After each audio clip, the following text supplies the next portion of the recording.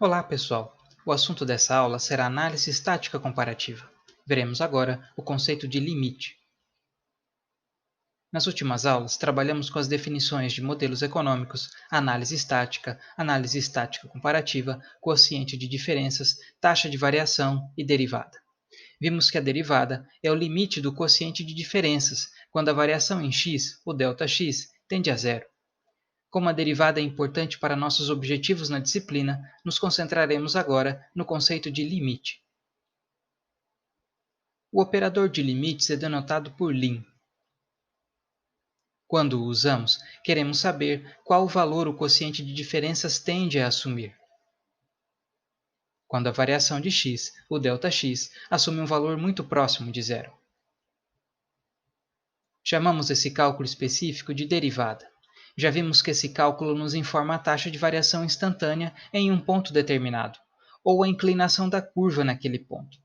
Podemos generalizar o operador de limites para que ele seja usado em qualquer função. Se chamarmos ΔY dividido por ΔX de Q em referência ao quociente de diferenças, a variação de x, o ΔX de V em referência à variação, e trocar o zero por n para que possamos avaliar os limites em qualquer ponto, poderemos avaliar o limite de qualquer função em qualquer ponto. Agora podemos saber qual será o valor de Q quando V tende a assumir um valor específico n. Vejamos um exemplo. A função Q igual a 2 mais V ao quadrado está ilustrada no gráfico. Suponha que queiramos saber para qual valor Q tende quando n tende a 10. Podemos fazer a avaliação de um limite de duas formas práticas. A primeira e mais fácil é substituir o valor a que V tende diretamente na função. Em nosso caso, ao substituir V por 10, encontraríamos o valor de 102, ou seja, quando V tende a 10, o limite de Q será 102 para essa função. A segunda forma de avaliar o limite de uma função é calcular os limites à esquerda, quando atribuímos valores menores que n na função, e à direita, quando atribuímos valores maiores que n na função. Quando substituímos o v por valores menores, mais próximos a 10, o valor de q se aproxima de 102. Portanto, 102 é o limite à esquerda de q.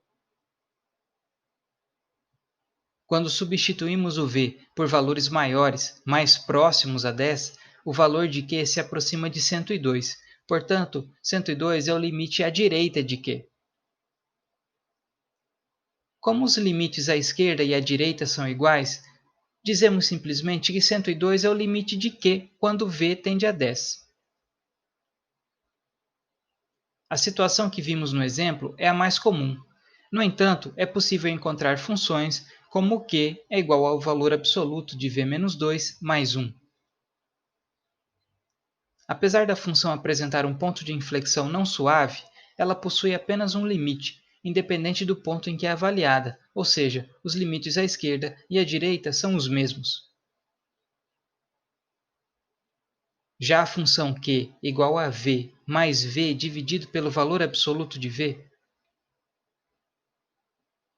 terá limites à esquerda e à direita diferentes, dependendo do ponto em que for avaliada. Já quando encontramos uma função como q é igual a 1 dividido por v e queremos saber qual é o limite de q quando v tende a zero,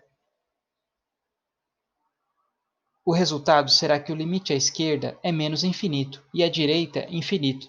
Nesse caso, dizemos que a função diverge quando v tende a zero, ou que a função não possui limite naquele ponto. Esse, portanto, é o básico sobre o conceito de limite. Consulte o livro e as notas de aula para maiores detalhes. Como próxima atividade, temos o questionário 4. E até a próxima aula.